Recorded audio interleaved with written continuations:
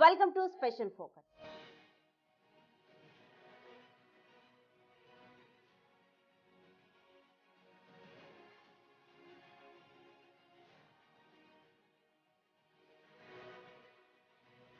ఏపీలో assembly parliament ఎన్నికలకు సమయం దగ్గర పడుతున్న వేళ పార్టీలో విమర్శనాస్త్రాలు సిద్ధం చేస్తున్నాయి.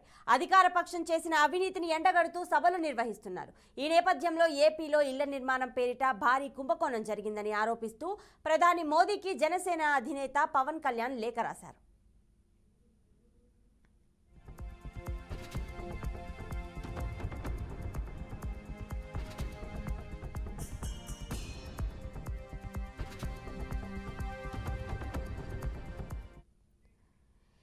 ఇళ్ల నిర్మాణంలో జరిగిన అవినీతిపై సిబిఐ వంటి కేంద్ర దర్యాప్తు సంస్థలతో విచారణ జరిపించాలని జనసేన అధినేత పవన్ కళ్యాణ్ డిమాండ్ చేశారు. ప్రధాని మోదీకి ఆయన 5 పేజీల లేఖ రాశారు.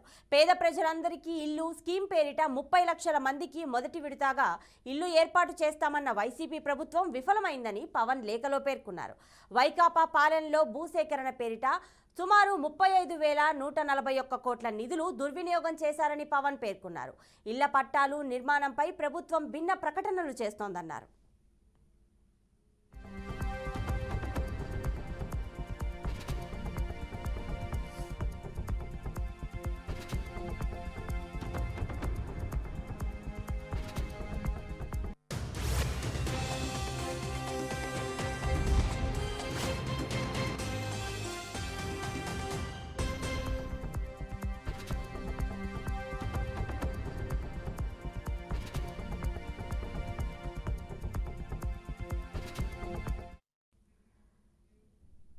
అధికార పార్టీ ఎమ్మెల్యేలు భూసేకరణలో కీలకంగా వ్యవహరించారని, వారి అవినీతిని ప్రజలు గమనిస్తున్నారని పవన్ పేర్కొన్నాడు. గతంలో నిర్మించిన టిట్కో ఇళ్లను కూడా పూర్తిగా లబ్ధిదారులకు కేటాయించలేదని అన్నారు పవన్ కళ్యాణ్. 6,68,000 టిట్కో ఇళ్లు పూర్తయితే కేవలం 86,984 మందికే ఇచ్చారని తెలిపారు. ప్రభుత్వం తీరుతో మిగతా లబ్ధిదారులు విసుగు చెందారని పవన్ తన లేఖలో పేర్కొన్నారు. ప్రజలకు వాస్తవాలు తెలియాల్సిన అవసరం ఉందని, జగన్ అవినీతి అక్రమాలపై ప్రజల తరపున ప్రశ్నించడం తన బాధ్యత అని పవన్ పేర్కొన్నారు.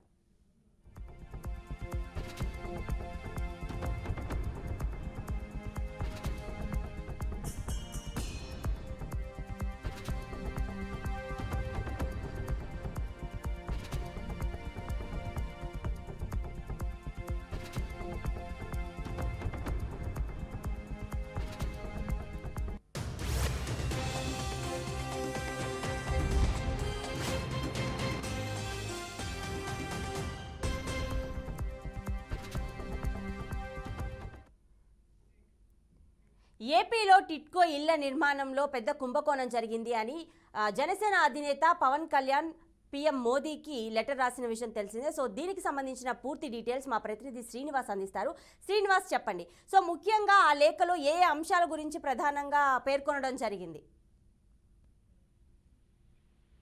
ప్రతిభ ఆంధ్రప్రదేశ్ లో నిర్మాణం చేపట్టినది అంటే టిట్కో ఇళ్ల నిర్మాణంతో పాటు ఆంధ్రప్రదేశ్ లో 30 లక్షల మందికి ఒకేసారి ఇంటి ఇళ్లని ఇస్తాము అంటే ఇంటి స్థలాలను ఇచ్చి ఇళ్ల నిర్మాణం పూర్తి చేసిస్తామని చెప్పని ప్రభుత్వం అధికారంలోకి రాకముందు ప్రజలకు ఇచ్చినటువంటి హామీ. పేద ప్రజలందరూ కూడా సొంత ఇల్లు కలిగి ఉండాలి, దీనికి సంబంధించినటువంటి పూర్తిగా ఆ ప్రభుత్వం ఇళ్ల నిర్మాణం చేపిస్తుందని చెప్పంటూ ఒక హామీ ఇవ్వడం జరిగింది. ఆ హామీ నేపథ్యంలోనే ఆ ఇళ్ల నిర్మాణం అంటే దాదాపుగా చాలా వరకు ఆంధ్రప్రదేశ్ లో లేఅవుట్ లేసి ఆ లేఅవుట్ ద్వారా ఇటు స్థలాలు పంపిణీ చేశారు. అయితే అక్కడ అరాకొరగా నిర్మాణాలు జరుగుతున్నటువంటి పరిస్థితి. అయితే నిర్మాణాలకు సంబంధించి కూడా అనేక ఆంక్షలను కూడా పెట్టినటువంటి పరిస్థితి కనిపిస్తుంది. అయితే ఆంక్షలన్నీ ఈ ఆంక్షలు అంటే ఏవైతే పెట్టినటువంటి ఆంక్షలు ఉన్నాయో బ్యాంకు నుంచి రుణాలు తీసుకోవడం కానీ, డ్వాక్రా ఉన్నటువంటి మహిళలకి ఇచ్చేటువంటి డబ్బులు, ఆ డబ్బుల ద్వారా బేస్మెంట్ చేయడం, ఆ తర్వాత ప్రభుత్వం మళ్ళీ వాళ్ళకి తిరిగిస్తామని చెప్పినటువంటి కానీ, అలాగే టిట్కో ఇళ్ల నిర్మాణాన్ని టిట్కో ఇళ్లను కూడా పూర్తి స్థాయిలో నిర్మాణం చేసిస్తాము అన్ని వసతులతో కూడా కలిపి అంటే ఒక హాస్పిటల్,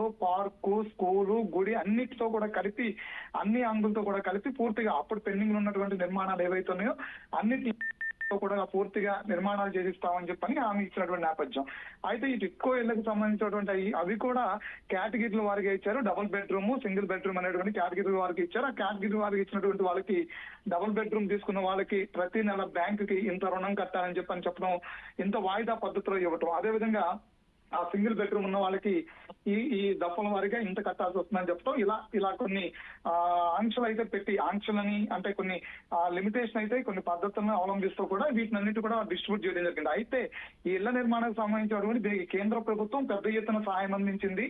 దానికి నరేంద్ర మోడీ పేరు కానీ, కేంద్ర ప్రభుత్వం ఇస్తున్నటువంటి నిధులను కానీ, ఏదైతే టిట్కో ఇళ్లకు సంబంధించినటువంటి ఇచ్చినటువంటి నిధులు కావచ్చు, అదేవిధంగా ఇక్కడ స్థానికంగా రాష్ట్రంలో నిర్మాణం చేస్తున్నటువంటి రాష్ట్ర ప్రభుత్వం 30 లక్షల ఇళ్ల నిర్మాణం కోసం చేపట్టినటువంటి ఏదైతే లేఅవుట్స్ ఉన్నాయో, లేఅవుట్స్ లో నిర్మాణాలకు కావచ్చు, అన్నిటికీ కూడా పెద్ద ఎత్తున కేంద్ర ప్రభుత్వం సహాయ సహకారాలు అందినట్టు తెలుస్తుంది. అయితే ఈ వచ్చినటువంటి నిధులన్నింటినీ కూడా ఆంధ్రప్రదేశ్ ప్రభుత్వం ఏం చేస్తుంది ఏంటి అనే దాని మీద పూర్తిగా ఒక శ్వేతపత్రాన్ని రిలీజ్ చేయాలి. అంతేకాకుండా ప్రజలకి అనుకున్న టైంలో 5 ఏళ్ల లోపే ఇళ్ల నిర్మాణం చేసిస్తామని చెప్పని నిర్మాణం చేయలేదు. కేంద్ర ప్రభుత్వం ఇచ్చిన డబ్బులు ఏం చేశారు, ఇటు ఆంధ్రప్రదేశ్ ప్రభుత్వం టిట్కో లబ్ధిదారుల దగ్గర నుంచి వసూలు చేసినటువంటి డబ్బులు సంబంధించినట్టు ఏం చేశారు. అదేవిధంగా ఇక్కడ ఏదైతే స్థలాలు వచ్చినటువంటి లేఅవుట్స్ లో ఫ్లాట్స్ కింద కేటాయించారో, లబ్ధిదారులు కేటాయించారో, వాళ్ళు ఇళ్ల నిర్మాణం చేయడానికి వాళ్ళ దగ్గర నుంచి తీసుకున్నటువంటి డబ్బులు ఏం చేస్తారు, ఇవన్నిటికి కూడా కలిపి ఒక శ్వేతపత్రం రిలీజ్ చేయాలని చెప్పడం జరిగింది. అంతేకాకుండా కేంద్ర ప్రభుత్వం రాష్ట్ర ప్రభుత్వానికి ఏ మేరకు సహాయం అందించినటువంటి సహాయాన్ని ఎంతవరకు ఇప్పటి వరకు నిర్మాణాలు చేపట్టారు, కేంద్ర ప్రభుత్వం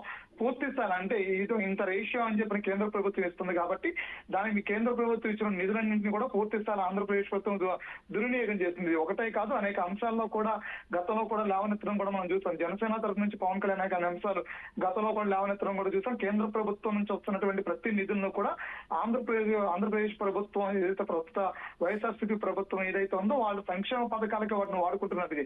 14-15 ఆర్థిక సంఘానికి సంబంధించినటువంటి పంచాయతీల డబ్బులు కూడా ఇప్పటికే వాడుకున్న నేపథ్యం చూస్తాం. అలాగే కేంద్ర ప్రభుత్వం నుంచి వస్తున్నటువంటి డబ్బులన్నీ కూడా ఇలాగే అవుతున్నాయని చెప్తున్నారు. ఇలా కేంద్ర ప్రభుత్వం డబ్బులన్నీ కూడా రాష్ట్ర ప్రభుత్వానికి సంబంధించిన సంక్షేమ పథకాలకు వెళ్తున్నాయి, పక్కదారి పట్టిస్తున్నారనే అంశాన్ని పవన్ కళ్యాణ్ మరొకసారి తెర మీద తీసుకురావటం, కేంద్ర ప్రభుత్వం ఇచ్చినటువంటి అంశాన్ని ఏమి ఇచ్చారు ఏంటనేది ఒక శ్వేతపత్రం ద్వారా ప్రజలకి వివరించాలని చెప్పని పవన్ కళ్యాణ్ పొత్తుతున్నటువంటి భాగంలో అడగడం కూడా జరుగుతుంది. అంతేకాదు ఇప్పటికే ఆరోగ్యశ్రీకి సంబంధించినటువంటి కేంద్ర ప్రభుత్వం ఇస్తున్నటువంటి సహాయ సహకారాలను కూడా దాచిపెట్టి రాష్ట్ర ప్రభుత్వమే స్వచ్ఛందంగా తామే మొత్తం చేస్తున్నాం అనే దాని మీద నరేంద్ర మోడీ పోరు గానీ ఆ ప్రకటన గానీ లేకుండా కూడా నిర్వహిస్తున్నటువంటి కార్యక్రమాలను కూడా బీజేపీ అడ్డుకుంటామని కూడా చెప్పడం జరుగుతుంది.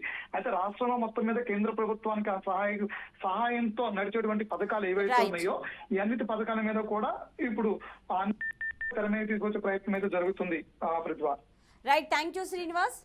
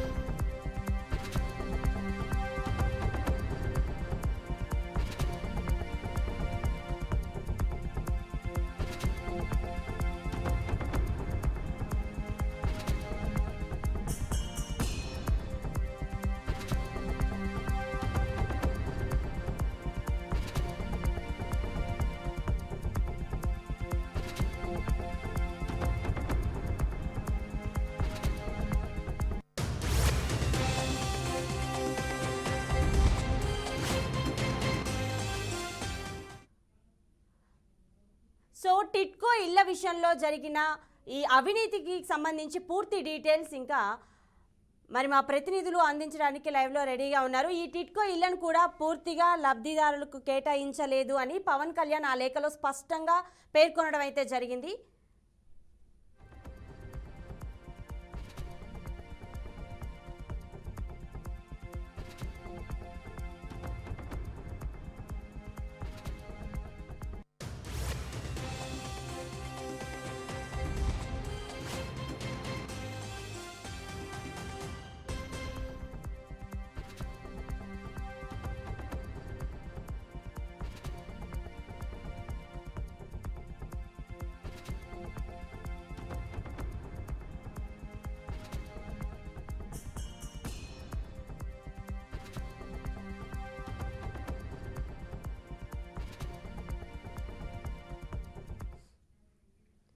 ఇక ఏపీలో వైసీపీ ప్రభుత్వం హయాంలో జరిగిన ఈ ఏదైతే ఉందో సో ఈ టిట్కో ఇళ్ల వ్యవహారం గురించి పూర్తి సమాచారం మరి వైజాగ్ నుంచి మా ప్రతినిధి దుర్గాప్రసాద్, అదేవిధంగా గుంటూరు నుంచి శ్రీనివాస్ లైవ్లో సిద్ధంగా ఉన్నారు. సో ముందుగా వైజాగ్ నుంచి దుర్గాప్రసాద్, సో మీరు చెప్పండి, ఈ టిట్కో ఇళ్ల వ్యవహారంలో వైసీపీ జాప్యం చేసింది అని చెప్పేసి పవన్ కళ్యాణ్ మోడీకి లేఖ రాయడం జరిగింది. సో ప్రధానంగా అక్కడ వైజాగ్లో ఈ టిట్కో ఇళ్లకు సంబంధించి ఎలాంటి పరిస్థితి అయితే ఉంది?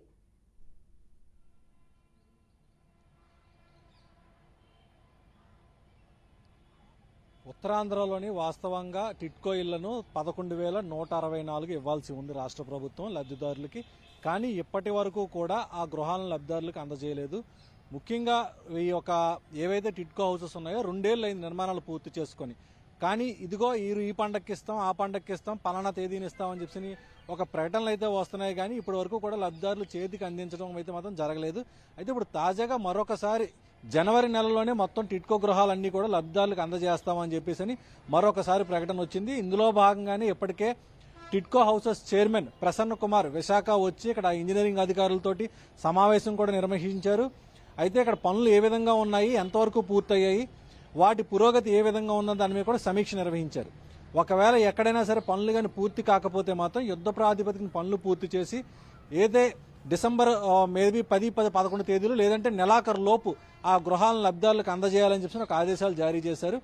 విశాఖ జిల్లాలో మాత్రం 4,082 మంది లబ్ధిదారులు ఉన్నారు. వాళ్ళకి ఆ గృహాలు సిద్ధం చేసి రెడీగా ఉంచారు. రంగులేయడం, అక్కడ లోపల మౌలిక వసతులు, విద్యుత్తు, నీరు మొత్తం అన్ని కూడా సదుపాయాలు పూర్తిగా కూడా రెడీ చేసి వాళ్ళకి అందజేసిన సిద్ధం చేసి ఉన్నారు. అలాగే అనకాపల్లి జిల్లాకు వస్తే మాత్రం 2,744 గృహాలను సిద్ధం చేయడం జరిగింది. ఇదే విధంగా ఉత్తరాంధ్రలో మొత్తం 11,164 గృహాలు మొత్తం సిద్ధంగా ఉన్నాయి. వాటిని జనవరిలో ప్రారంభించేందుకు సిద్ధంగా ఉన్నాయి. అయితే పవన్ కళ్యాణ్ నిన్న ఏదైతే ప్రకటన చేశారో అంటే మోడీకి ఒక లేఖ రాయడంతో మళ్ళీ ఇప్పుడు ఈ విషయం హాట్ టాపిక్ గా మారింది. ఎందుకంటే ఈ అనేక మార్లు ఇప్పటికే బీజేపీ ప్రతినిధులు కూడా సాక్షాత్తు ఆ పార్టీ రాష్ట్ర అధ్యక్షులు పురంధేశ్వరితో పాటు ఆ పార్టీ ఎంపీలు కూడా అనేక మార్లు విశాఖ వచ్చినప్పుడల్లా కూడా వాళ్ళు మీడియా సమావేశాల ద్వారా బహిరంగ కార్యక్రమాల ద్వారా చెప్తూనే ఉన్నారు, కేంద్రం ఇస్తున్న నిధులను రాష్ట్ర ప్రభుత్వం తమ పథకాలకు వాడేసుకుంటుంది, ఇది మాత్రం చాలా అన్యాయం అని చెప్తూనే ఉన్నారు. కానీ రాష్ట్ర ప్రభుత్వం దీనిపై ఎక్కడ కూడా ఖండన లేదు, ఎటువంటి స్పందన కూడా లేదు. అయితే ఇప్పటివరకు కూడా ఈ ఏవైతే గృహ నిర్మాణాలు అయితే పూర్తయ్యాయో వాటి లబ్ధిదారులకు అందివ్వడంలో మాత్రం తీవ్ర జాప్యం అయితే ఎదురవుతుంది. ఇందులో భాగంగా ఇప్పటికే ఇక్కడ ఉన్నటువంటి ప్రజలంతా కూడా ప్రభుత్వంపై ఒక విధమైన అసహనంతో ఉన్నారు. ఎప్పుడు ఇస్తారు, ఇంకెప్పుడు ఇవ్వరు అని చెప్పేసి. ఇటీవల మధురవాడలో బీఆర్కే న్యూస్ ఛానల్ నిర్వహించినటువంటి డ్రైవ్ కార్యక్రమంలో పలువురు లబ్ధిదారులు మీడియాతో మనతో మాట్లాడడం జరిగింది. వాళ్ళంతా కూడా తీవ్ర ఆవేదన వ్యక్తం చేస్తున్నారు. జనవరి పండగ లోపు కానీ మాకు ఇల్లులు ఇవ్వకపోతే ఆ ఏవైతే నిర్మాణాలు పూర్తయ్యాయో ఆ గృహాలకు వెళ్ళి తలుపులు బద్దలు కొట్టి ఆ ఇల్లులు స్వాధీనం చేసుకుంటామని చెప్పి ఒక హెచ్చరికలు కూడా జారీ చేయడం జరిగింది. సో ఇప్పుడు ప్రస్తుతం రాష్ట్ర ప్రభుత్వం మాత్రం ఎట్టి పరిస్థితుల్లో జనవరి లోపుగా ఇల్లులు ఇవ్వకపోతే మాత్రం పెద్ద ఎత్తున ఆందోళన మరింత వచ్చే అవకాశం అయితే మాత్రం ఉంది. ప్రతిభ, దుర్గాప్రసాద్, ఇప్పుడు మీరు చెప్పినట్టు నిర్మాణాలు పూర్తి అయ్యాయి. సో నిర్మాణాలు పూర్తి అయినా సరే లబ్ధిదారులకి ఎందుకు ఇంకా ఇవ్వడం జరగలేదు?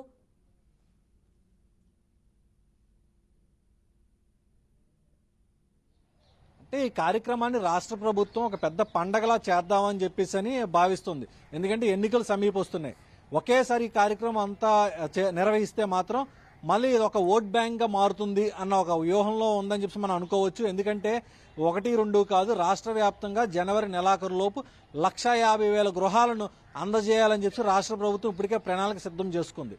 ఈ కార్యక్రమం అంతా కూడా ఏకకాలంలో ఒకేసారి పూర్తి చేస్తే మొత్తం రాష్ట్ర వ్యాప్తంగా ఒక చర్చనీయాంశం అవుతుంది. అలాగే ఓటర్లంతా కూడా ప్రధాన ఆకర్షణగా జనసేన వైపు ఒకవైపు తిరుగుతారని చెప్పేసి భావించవచ్చు. ఇప్పటికే అనేక సంక్షేమ పథకాల రూపంలో ప్రజల ముందుకు వెళ్తున్నటువంటి వైసీపీ ప్రభుత్వం ఇప్పుడు ఈ టిట్కో ఇళ్ల అప్పగింత కార్యక్రమం కూడా ఒక పెద్ద పండగలా నిర్వహిస్తే మాత్రం పెద్ద ఎత్తున ఓట్ బ్యాంకును చేకూర్చుకోవచ్చు అని చెప్పి ఒక భావించాలి. ప్రతిభ, సో పవన్ కళ్యాణ్ ఆ లేఖలో పేర్కొన్నట్లు 1,000 కోట్ల ప్రజాధనం ఏ రకంగా పక్కదారి పట్టిందో అనేది తెలియడానికి సిబిఐ కానీ ఇలా ఈడీ విచారణ జరిపించాలి అని కోరారు. సో రాష్ట్ర ప్రభుత్వం దీనికి ఎలా స్పందించింది?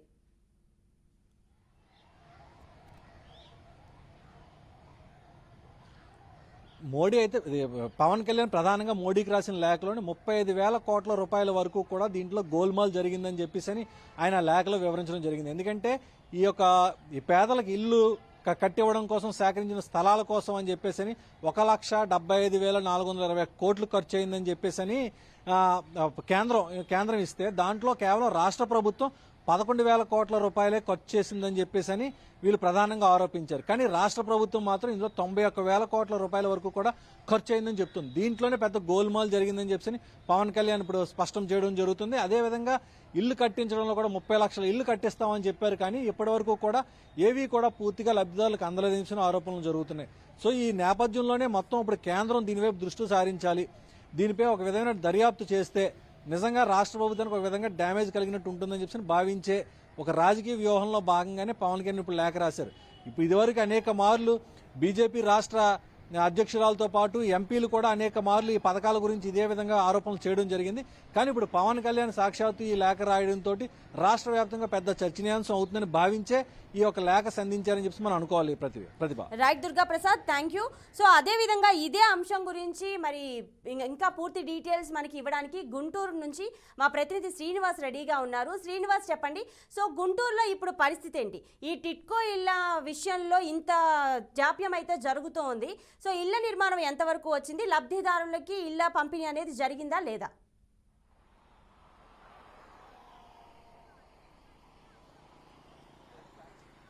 ప్రతిభ, నిన్న జనసేన పార్టీ అధినేత పవన్ కళ్యాణ్ ప్రధాని నరేంద్ర మోడీకి బహిరంగ లేఖ రాయడం జరిగింది. ఆంధ్రప్రదేశ్లో వైఎస్ఆర్సీపీ గవర్నమెంట్ వచ్చిన తర్వాత ఇళ్ల ప్లాట్ల ఇస్తున్నాము, ఇళ్లు నిర్మిస్తున్నామనే పేరుతోటి భారీ స్థాయి కుంభకోణానికి పాల్పడ్డారని క్లియర్గా ఎవిడెన్స్తో సహా కూడా సబ్మిట్ చేయడం జరిగింది. అంటే ముఖ్యంగా చూసినట్లయితే కనుక 30 లక్షల మంది పేదలకు ఇళ్ల స్థలం ఇస్తాము, పల్లెలో అయితే సెంటున్నర, పట్టణంలో అయితే సెంటు భూమి పేరుతోటి భూమిని కొనుగోలు చేశారు. ఈ భూమి కొనుగోలు పథకాల్లో భారీగా ఎమ్మెల్యేలు, ప్రభుత్వానికి సంబంధించినటువంటి ప్రతినిధులు లబ్ధి చేకూర్చారు. వాటిలో భారీ స్థాయి స్కామ్ జరిగిందంటూ కూడా ఆరోపణలు చేయడమే కాకుండా లెక్కలతో సహా వివరించడం జరిగింది. అదేవిధంగా టిట్కో ఇళ్లకు సంబంధించి కూడా గడిచిన 4.5 సంవత్సరాలలో టిట్కో ఇళ్ల నిర్మాణం జరిగినా కానీ ఏ ఒక్క లబ్ధిదారునికి, రాష్ట్రంలో ఏ జిల్లాలోనూ ఏ ప్రాంతంలోనూ ఏ ఒక్క లబ్ధిదారునికి కూడా ఒక్క గృహం కూడా అప్పగించినటువంటి బాధ్యత లేకుండా ఉంది. అంటే ముఖ్యంగా చూస్తే లిస్టులు, పేర్లు, గృహాలు రెడీ అవుతున్నాయి కానీ ఆ లబ్ధిదారులకు ఇంతవరకు పంపిణీ చేయలేదు. లబ్ధిదారులు ఆ ఇళ్ల ముఖం కూడా చూడని పరిస్థితి ఉండడం జరిగింది. గుంటూరు జిల్లాలో దరిదాపుగా మంగళగిరి, తెనాలి, గుంటూరు, పొన్నూరు, అదేవిధంగా గుంటూరు 2లో ఉన్నటువంటి ప్రాంతాల్లో కూడా 6 నుంచి 8 సార్ల టిట్కో గృహాలకు సంబంధించినటువంటి సముదాయాలు నిర్వహించారు. కానీ అవి ఎక్కడా ఎవరికి కూడా పంపిణీ చేసినటువంటి పరిస్థితి కూడా లేకుండా ఉండడం జరిగింది. అయితే పవన్ కళ్యాణ్ ప్రస్తావించింది టిట్కో గృహాలే కాకుండా రాష్ట్ర వ్యాప్తంగా ప్రతి నియోజకవర్గంలోనూ ప్రతి చోట కూడా ఎమ్మెల్యే కనుసన్నాలలో భూమి కొనుగోలు చేశారు. అంటే పేదలకు ఇళ్ల స్థలాలు ఇస్తామనే పేరుతోటి ప్రభుత్వం భూమి కొనుగోలు చేసి ఆ కొనుగోలు చేసినటువంటి భూమిని ప్లాట్లుగా విభజించి ఆ లబ్ధిదారులకు ఇవ్వడం జరిగింది. ప్రతి గ్రామాల్లోనూ ఇళ్లకు ఇళ్లు నిర్మిస్తున్నాము, జగనన్న కాలనీ నిర్మిస్తున్నామని ఆర్భాటంగా ప్రచారం చేశారు. కాబట్టి అందులో లక్షలాది రూపాయల, కోట్ల రూపాయల కుంభకోణం జరిగిందని పవన్ కళ్యాణ్ ఆరోపించడం జరిగింది. అంటే ఇప్పుడు గుంటూరు జిల్లా వ్యాప్తంగా చూసుకుంటే వెనుకొండ, తెనాలి, బాపట్ల, రేపల్లె, సత్తెనపల్లి, గురజాల ఈ ప్రాంతాల్లో ఇళ్ల కొనుగోలు చేసిన దానిలో అత్యధికంగా ఎమ్మెల్యేలే భూములు కొనుగోలు చేసి మార్కెట్ విలువ కాడికి 3 రెట్ల విలువ డబ్బులను ప్రభుత్వం దగ్గర నుంచి దోచుకున్న పరిస్థితిని కూడా పవన్ కళ్యాణ్ వివరించడం జరిగింది. అంటే పేదలకు సెంటున్నర భూమి పంపిణీ చేస్తామన్నా కానీ దాని వెనక కోట్లాది రూపాయలు చేతులు మారాయి, కోట్లాది రూపాయల ప్రజాధనం లూటీ జరిగింది. దీని అంతటిపైన సిబిఐ విచారణ చేయాలి, దీని అంతటిపైన కూడా ఈడీ చేత విచారణ జరిపించాలని పవన్ కళ్యాణ్ కేంద్ర గవర్నమెంట్ని డిమాండ్ చేయడం జరిగింది. ప్రధాని నరేంద్ర మోడీకి రాసినటువంటి లేఖలో పేర్కొనడం జరిగింది. అంటే వైసీపీ ప్రభుత్వం వచ్చిన మొదటిలోనే ప్రతి ఒక్క పేదవానికి ఇల్లు ఇస్తామని ప్రకటించారు. ఆ విధంగా ఇంటి స్థలం అయితే ఇచ్చారు. కానీ ఇంటి స్థలం ఇవ్వటం వెనక ఎంత డబ్బులు నగదులు చేతి మారాయి, ఎన్ని లక్షల కోట్ల రూపాయలు కుంభకోణం జరిగింది, భూమి ఎంత విలువ చేశారు, ఎంత విలువ కొనుగోలు చేశారు, మార్కెట్ విలువ కాడికి 3 రెట్ల విలువ ఎక్కువ ఎందుకు కొనుగోలు చేసిన వారికి ఇవ్వాల్సి వచ్చింది అనే విషయాలన్నింటినీ కూడా పవన్ కళ్యాణ్ తన లేఖలో పేర్కొనడం జరిగింది. ఆ లేఖపై పూర్తి స్థాయి విచారణ జరిపి తప్పనిసరిగా బాధ్యులపై చర్యలు తీసుకోవాలని కూడా డిమాండ్ చేయడం జరిగింది. అంటే ఈ 4.5 సంవత్సరాలలో కేంద్ర గవర్నమెంట్ నిధులు కూడా రాష్ట్ర ప్రభుత్వం వాడుకొని పేదలకు ఇవ్వకుండా వాళ్ళ వాళ్ళకి ఇళ్లకు అవసరమైనటువంటి బిల్లులు చెల్లించకుండా వాళ్ళ ఇంటి స్థలంలో కూడా అనేక లోపాయికారి ఒప్పందాలు చేసుకున్నారంటూ కూడా పవన్ కళ్యాణ్ ఆరోపించారు. దానిపై సమగ్ర విచారణ జరిపించాలని కూడా డిమాండ్ చేస్తున్నారు. ఇప్పటికైనా జగనన్న కాలనీల పేరుతోటి జరిగినటువంటి భూ కుంభకోణంపై కేంద్ర దర్యాప్తు సంస్థలు విచారణ చేయాలని కూడా కోరాల్సినటువంటి పరిస్థితి ఉండడం జరిగింది. ఆ విధంగా పవన్ కళ్యాణ్ లేఖను స్వీకరించి ఆ ఈడీ కానీ సిబిఐ చేత విచారణ జరిపించాలని కూడా కేంద్ర ప్రభుత్వాన్ని డిమాండ్ చేశారు. నరేంద్ర మోడీని కూడా కోరడం జరిగింది. అంటే ఇప్పుడు చూస్తే ఆంధ్రప్రదేశ్లో ప్రధానమైనటువంటి హాట్ టాపిక్ ఏంటంటే అసలు పవన్ కళ్యాణ్ ఎందుకు లేఖ రాయాల్సి వచ్చింది, పవన్ కళ్యాణ్ లేఖపై యాక్షన్ తీసుకుంటారా లేదా, రాష్ట్రంలో ఇంత భారీ సంఖ్యలో కుంభకోణం జరిగిందా, పేదల ఇళ్ల పేరుతోటి పేదల టిట్కో గృహాల పేరుతోటి రాష్ట్ర ప్రభుత్వం ఇన్ని కోట్ల రూపాయలు స్కామ్ చేస్తుంది అనేది కూడా ప్రతి ప్రాంతంలోనూ ప్రతి రచ్చబండ చోట కూడా చర్చ అవుతుంది. దానిపై కేంద్ర ప్రభుత్వం ఏ విధంగా స్పందిస్తుందో కూడా వేచి చూడాల్సినటువంటి పరిస్థితి కనుక ఉంది. రైట్ శ్రీనివాస్, ఇప్పుడు అక్కడ విజువల్స్లో మనం చూస్తే అక్కడ ఏవైతే నిర్మాణ కార్యక్రమాలు జరుగుతున్నాయో సో ఆల్రెడీ కొన్ని అయితే నిర్మాణ కార్యక్రమాలు మొత్తం పూర్తయినట్టుగా కనిపిస్తుంది. కొన్ని చోట్ల అయితే చెత్త చెదారం అంతా అయితే ఉన్నట్లు కనిపిస్తుంది. సో మొత్తానికి అక్కడ నిర్మాణ కార్యక్రమాలు పూర్తయ్యాయా, పూర్తయితే ఎంతమందికి ఇచ్చారు?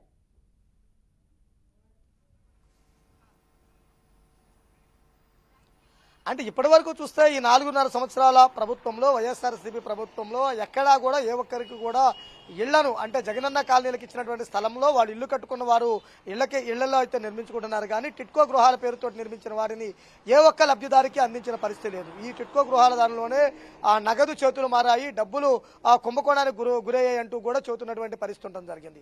అయితే గ్రామీణ ప్రాంతాలు పట్టణ ప్రాంతాల్లో గ్రామీణ ప్రాంతంలో సెంటున్నర, పట్టణ ప్రాంతంలో సెంటు భూమి ఏదైతే ఇచ్చాదో వాటిల్లో ఇళ్ల స్థలాలకు సంబంధించినటువంటి స్థలాన్నే పంపిణీ చేశారు. కానీ వాళ్ళు గృహాలు నిర్మించుకుంటే వాళ్ళకి నిధులు మంజూరు చేయకుండా ఆ నిధులు పక్కదారి పట్టించాయని కూడా ఆరోపిస్తున్నారు.